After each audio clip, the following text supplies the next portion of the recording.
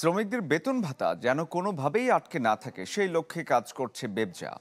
EPZ শ্রমিকদের কর্মক্ষেত্রে দুর্ঘটনাজনিত ক্ষতিপূরণ প্রদান অনুষ্ঠানে এই কথা বলেন সংস্থার নির্বাহী chairman major general Abul Kalam Mohammad Ziaur Rahman.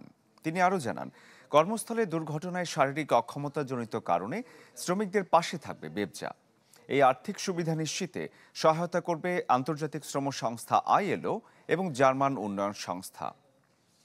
প্রকল্পের আওতায় মোট ৩ জন শ্রমিকের পরিবারকে ক্ষতিপূরণের নোটিশ অফ অ্যাওয়ার্ড প্রদান করা হয়। পেনশনের মতো মাসিক ভিত্তিতে এই আর্থিক সহায়তা প্রদান করা হবে। নিহত হলে শ্রমিকের সবশেষ বেতনের ৪০ থেকে ৬০% অর্থ পাবেন।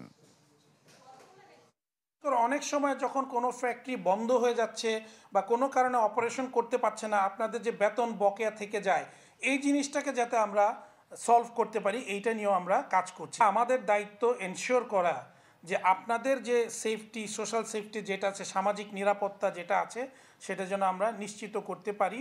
এবং তারই অংশ হিসাবে কিন্তু এই ইআইএস পাইলট প্রজেক্টটা করা হয়েছে।